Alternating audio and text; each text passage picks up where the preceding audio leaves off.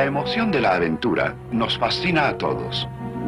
Y las posibilidades están limitadas solo por nuestra imaginación.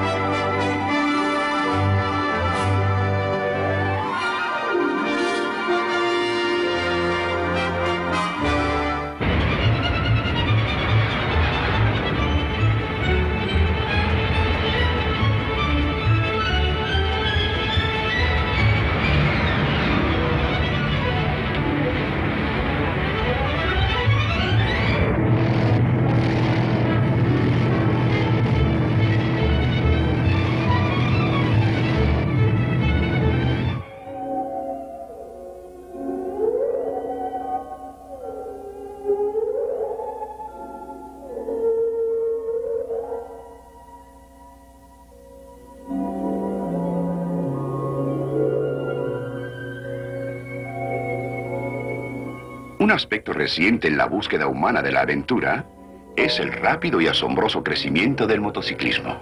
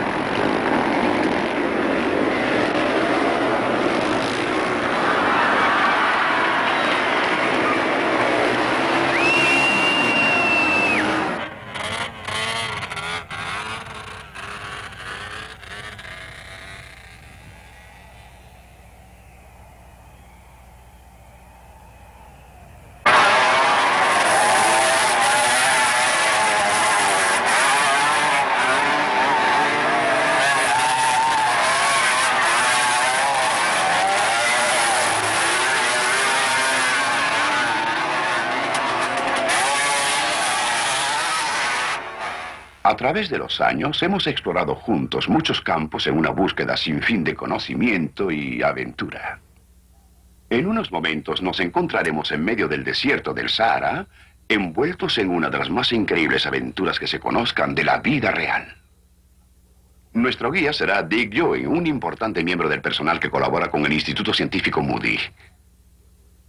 Dick, ¿qué fue lo que te hizo cruzar el desierto del Sahara en una motocicleta?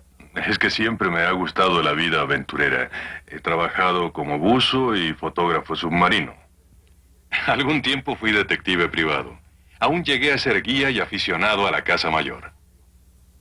En especial me gustan los deportes de gran emoción. Uno de mis favoritos es el canotaje. De hecho, una vez estaba dispuesto a recorrer todo el río Nilo en un kayak. Pero dos cosas me lo impidieron. En primer lugar, me costó trabajo interesar a otras personas en remar 6.000 kilómetros plagados de cocodrilos y moscos. Y luego, una guerra en el cercano Oriente prohibía a los viajeros internarse mucho en Egipto y en el Sudán. Así que concentré mis planes en el desierto del Sahara. Puse un anuncio en un diario de Seattle y 31 personas respondieron. Les dije lo que tenía en mente: cruzar el desierto más grande del mundo en motocicleta. Bueno, no puedes quejarte de la reacción, Dick. Al menos descubriste que no eras el único chiflado en el mundo. Sí. Inclusive había 3 muchachas entre ellos, pero seleccioné a 4 hombres. Russell Rinn se enteró de mi anuncio una semana después y me llamó desde un barco. Era oficial en la Marina Mercante, tenía 22 años y estaba lleno de energía. Frank Fanger era 20 años mayor que Ross y es la clase de persona con que uno quisiera contar como amigo para toda la vida. Amaba tanto la naturaleza que casi no podía quedarse en casa. Otto Christensen, de 52 años, era el miembro más viejo de nuestra expedición. Era constructor. Acababa de escalar el monte Kilimanjaro en África. Nick Toll, nacido en Holanda y educado en Canadá. Era ingeniero electricista. Hablaba 5 idiomas y, claro, se convirtió en nuestro intérprete. Nuestro viaje se inició en Casablanca, Marruecos, en la costa noroeste de África. Ahí pasamos varias semanas en espera de que llegaran nuestras motocicletas.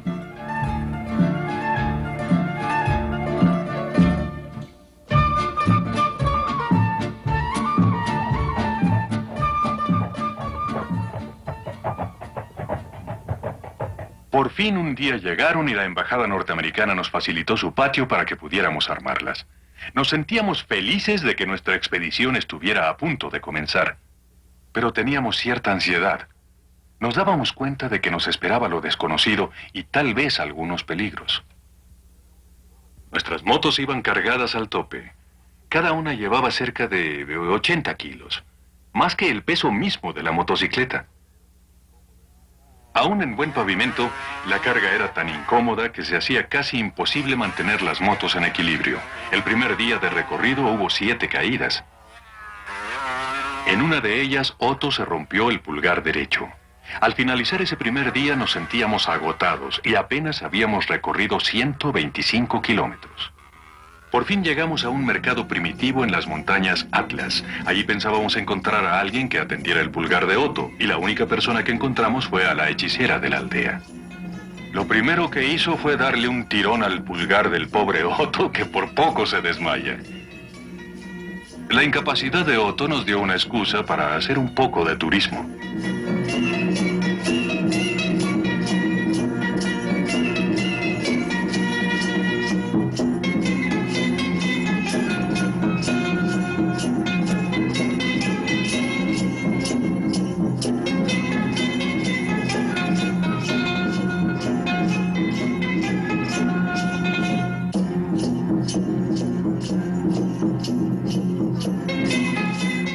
A pesar de su fractura, Otto todavía viajó 500 kilómetros más antes de retirarse. Cruzamos las montañas Atlas y al comenzar el descenso, ante nuestros ojos se presentó el inmenso Sahara. Nada, excepto rocas y arena. Kilómetro tras kilómetro de árida desolación.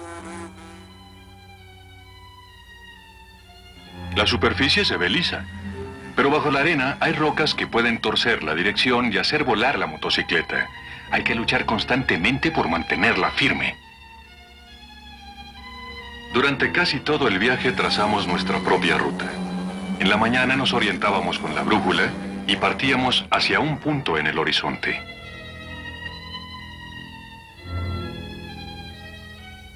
12 horas más tarde, cuando descargábamos para acampar, sentíamos que no nos habíamos movido. El mismo terreno vacío que habíamos dejado en la mañana parecía que nos esperaba cuando nos deteníamos por la noche. Dick, ¿cuántos kilómetros recorrían en un día? Intentábamos que nuestra meta diaria fuera un pozo. Esos pozos generalmente están a 150 kilómetros el uno del otro. 3 días a lomo de camello. Algunos días eran tan difíciles que apenas recorríamos de 40 a 50 kilómetros. En los peores trayectos teníamos que arrastrar y empujar las motocicletas.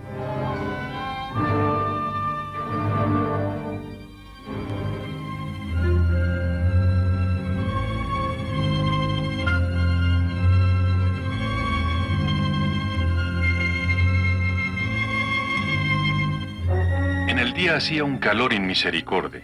Por la tarde la temperatura de la arena se elevaba a más de 80 grados centígrados. Los neumáticos eran los que sufrían, pero no eran las únicas víctimas.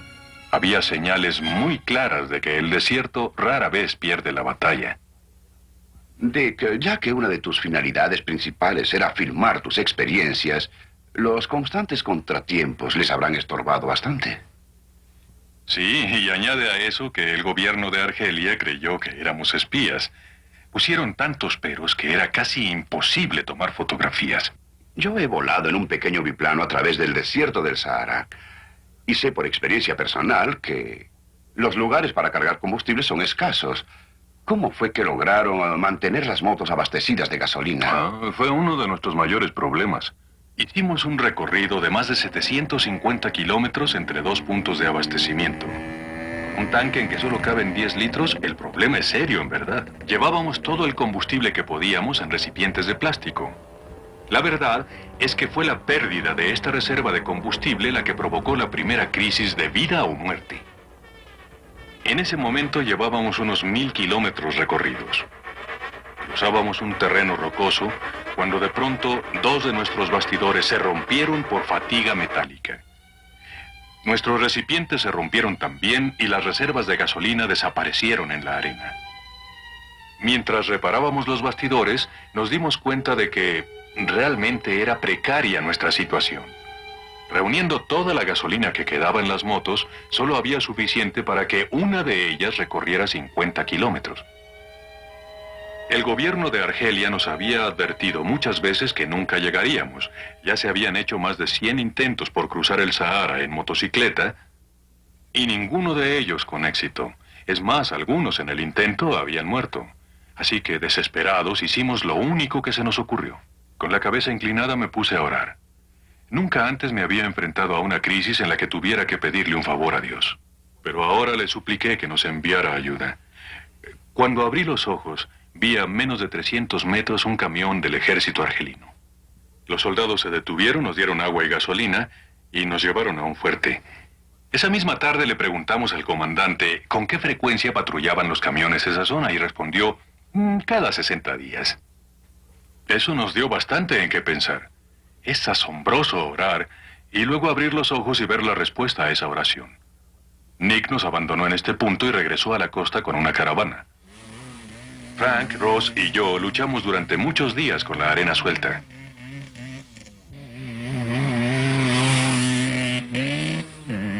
Hicimos un gran esfuerzo por recuperar el tiempo perdido.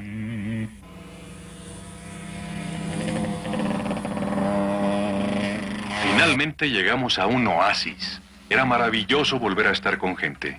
Fue aquí donde conocimos al representante oficial del Departamento de Turismo argelino para el centro del Sahara. Éramos los primeros turistas que veía en los 2 años y medio que llevaba en el puesto. Nuestra llegada fue motivo para una ceremonia del té. Aunque habita una humilde choza, vive con bastante elegancia.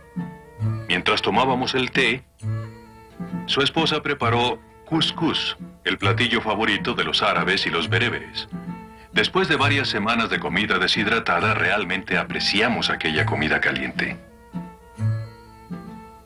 Días más tarde nos encontramos con una caravana. Los nativos estaban intrigados con nuestros camellos de acero. Pero dudo que les interesara hacer un trueque. En gasto de combustible, la motocicleta no puede competir con el camello. Este puede resistir 8 días sin agua. Después de abandonar esta zona fue cuando viajamos por la región que quizás sea la más desolada del Sahara. Durante 5 días no vimos ni un solo ser viviente, ni insectos ni aves, ni siquiera huellas de camello. Era un verdadero paisaje lunar. En ese momento ya llevábamos 2000 kilómetros recorridos y yo iba al frente. Procuraba trazar una vereda entre las rocas.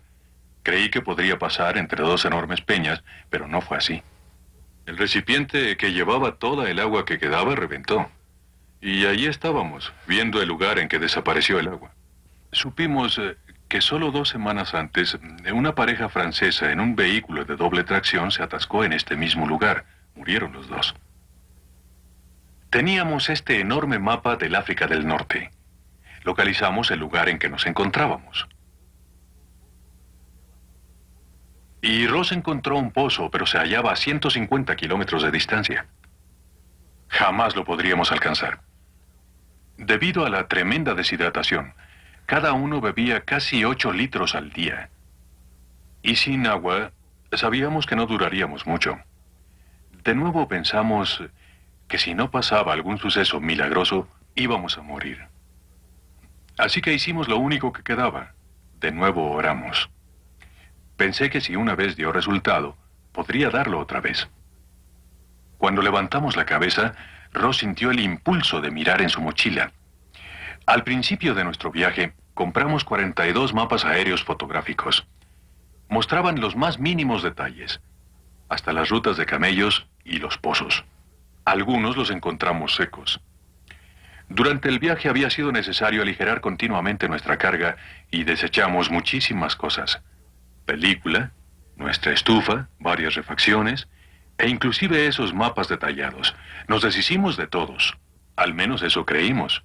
Pero Ross sintió el impulso de buscar en su mochila. Y extrañamente encontró uno de esos mapas. Era justo el mapa de la zona en que nos encontrábamos e indicaba que había un pozo a solo 8 kilómetros de ahí. Un pozo que no aparecía en el mapa grande. Entonces pensamos, ¿encontraremos agua o lo hallaremos seco? Tan pronto como pudimos, corrimos para averiguarlo.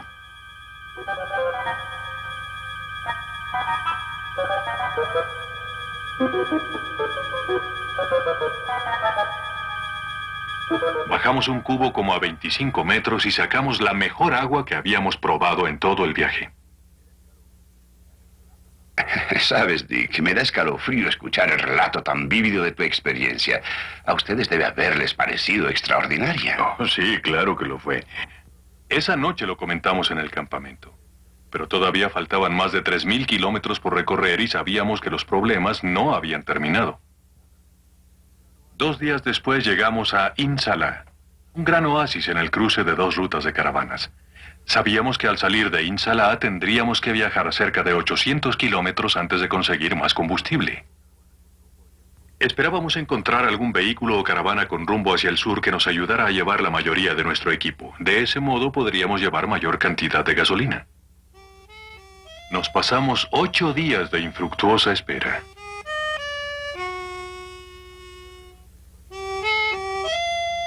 A pesar de nuestra impaciencia, tuvimos oportunidad de descansar.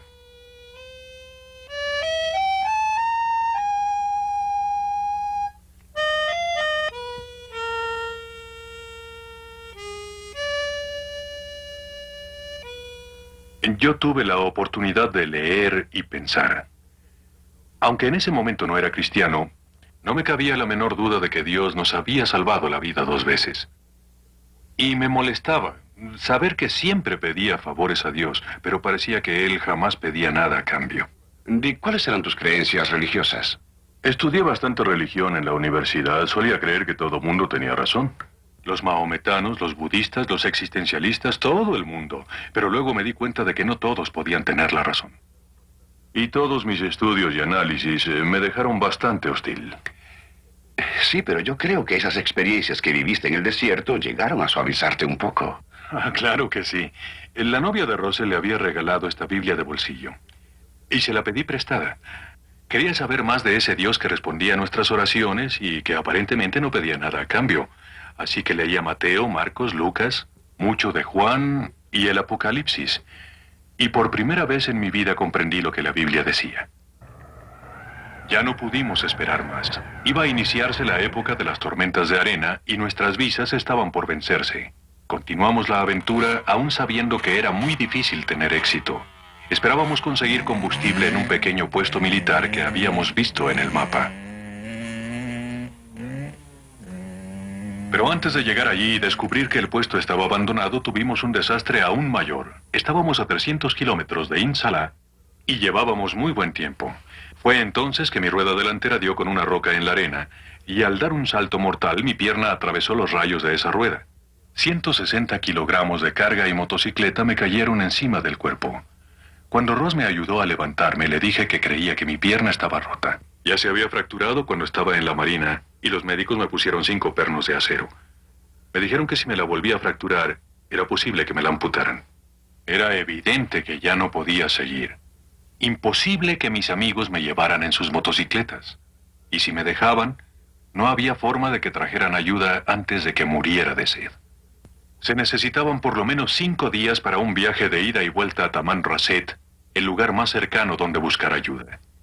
Mientras yacía tendido en la arena, pensé que mi vida era un fracaso. Pensé en mi egoísmo, y me arrepentí por la forma en que había hecho muchas cosas. Oré por tercera vez y dije, Señor, esta vez sí que la he hecho buena, y discúlpame que siga molestándote, pero estamos en graves apuros. Y sé que voy a morir si no envías ayuda inmediata. Entonces volvieron a mi memoria esos pasajes que leí en la Biblia y comprendí que Dios había provisto una forma de perdonarme. Que no necesitaba morir sintiéndome culpable por mi manera de vivir. En ese momento acepté a Cristo como mi Salvador personal y supe que había encontrado lo que durante tanto tiempo había buscado. Era la paz. Una paz increíble. Dick, esta es una de las experiencias de conversión más fantásticas que jamás he escuchado. Debe haber sido maravillosa la experiencia que tuviste en el desierto. Pero ahí estabas todavía enfrentándote a la muerte. ¿Y qué pasó? Creo que por primera vez estaba preparado para morir. Pero el Señor tenía otros planes para mi vida. Cuando acabé de orar, levanté mi vista. Primero creí que era un espejismo. Vi un camión que se dirigía hacia nosotros. Lloré lágrimas de alegría. Me subieron a la cabina del camión y los siguientes 3 días me procuraron los cuidados más finos y amables. Cuando llegamos a Tamanrasset encontramos un médico, el único que había en 2.400 kilómetros a la redonda. Nos dijo que apenas hacía una semana que había recibido un fluoroscopio, pero que todavía no lo había armado. Cuando terminamos de armarlo, pusieron mi pierna frente a la pantalla y el doctor dejó escapar un prolongado silbido. Probablemente creyó estar viendo una colección de fierros cuando vio sus pernos en tu pierna, Dick. Yo también creo que así fue. Dijo que era un milagro que no estuviera hecho astillas, pero que sí tenía los ligamentos desgarrados. Buenas noticias al fin. No, desde luego que sí. Pero hubo una mejor noticia ese día. Mientras estaba en el dispensario, Ross recorrió el oasis y encontró a unos misioneros que hablaban nuestro idioma. Eso fue perfecto, porque yo tenía 1000 preguntas que hacerles respecto a mi encuentro con Cristo allá en el desierto. Y ya que no podía caminar y que en Tamanrasset no había muletas, Ross tuvo que llevarme a casa de los misioneros. Fue en Tamanrasset, un aislado oasis a mitad del desierto, donde Dick Ewen y Russell Rim descubrieron a 2 misioneros que los ayudaron a principiar su suprema aventura. Y estos nobles esposos, el señor y la señora Bagot, son tan importantes para Dick y para Ross que los trajimos ante ustedes para que ellos mismos les cuenten la increíble historia. Bien recuerdo aquel domingo por la mañana cuando estos viajeros llegaron a la misión. Bueno, ya antes nos habían visitado muchos viajeros, pero esto fue diferente. Un hombre cargaba al otro en las espaldas. Se veían muy graciosos. Bien, Ross, entonces tú eras el que cargaba a Dick. Oh, sí. Debido a su pierna lastimada, no podía caminar, pero sentía como si estuviera llevando otra carga. Ya en el desierto habíamos charlado y sabía que Dick era muy antagónico hacia la religión. Yo no sabía en qué conflicto nos encontraríamos al hablar con los misioneros. Yo también fui incrédulo. Había asistido a la iglesia, pero no tomaba las cosas muy en serio. No pensaba mucho al respecto. Así que cuando entramos en la misión, sentía que llevaba 2 cargas. Estaba ansioso de lo que iba a pasar. ¿Y qué fue lo que pasó, Dick? El señor Bagot explicó a través de la Biblia la maravilla que me acababa de suceder. Él me hizo entender que yo tenía un valor que jamás me había imaginado, que yo valía algo para Dios. Si Dios se preocupó por salvar mi vida 3 veces en el desierto, quería decir que yo le importaba. Y al leer la Biblia le dije al señor Bagot que yo no tenía nada que darle a Dios. Me respondió que Dios solo me quería a mí. Ross se marchó y dejó a Dick conmigo en la capilla. Y recuerdo que dijo, bueno, no sé dónde empezar, pero he desperdiciado 35 años de mi vida y de veras necesito a Dios. Así en la palabra de Dios le enseñé cómo Cristo había muerto por sus pecados y tuvimos unos momentos de oración. Le pregunté, ¿te gustaría orar? Él dijo, no, usted ore. Y cuando terminé de orar pude ver el gozo de Dios en su rostro y que había habido un cambio verdadero en su corazón. Fue maravillosa la forma en que usted me hizo ver la realidad de mi decisión por Cristo allá en el desierto. Pero no fui el único que salió beneficiado por su instrucción. Ross estaba tan cansado cada vez que llegábamos que decía, esperaré aquí a que termines para llevarte. Así que él recibió la misma instrucción bíblica que yo. Y cuando nos estábamos marchando, la señora de Bagot no permitió que se fuera así nada más. Le había tomado la mano para despedirme y pude ver que en su rostro había tal aflicción que cuando se acercó para despedirse, le dije, ¿estás seguro, Ross, de que quieres marcharte de aquí sin recibir al Señor Jesucristo como tu Salvador? Y él dijo, no, yo quiero recibir al Señor Jesucristo como mi Salvador. Inclinamos la cabeza y tomé su mano con mis manos y ahí en ese momento aceptó a Jesús y le pidió que entrara en su vida. Cuando terminamos de orar, después de que acepté a Jesucristo como mi Salvador personal, sentí una increíble paz interior y al mismo tiempo un regocijo tremendo porque yo había descubierto algo que jamás había sentido en mi vida. Señora de Bagot, usted se habrá emocionado cuando los vio partir. Sí, mi esposo los vio marcharse por la puerta de enfrente y fue asombroso porque cuando volví a la cocina y me encontré con nuestros hijos Esteban y Vera, estaban llorando de alegría porque no solo Dick había llegado a conocer al Señor Jesucristo como Salvador, sino que también Russell había aceptado a Cristo. Fue un acontecimiento de enorme significado el que estos dos jóvenes, en el centro del desierto del Sahara, por la providencia y misericordia de Dios, llegaran a conocer a Jesucristo como su Salvador personal. Y ahora salían con un nuevo propósito. Salían a la más grande aventura de su vida, por Cristo y en su servicio.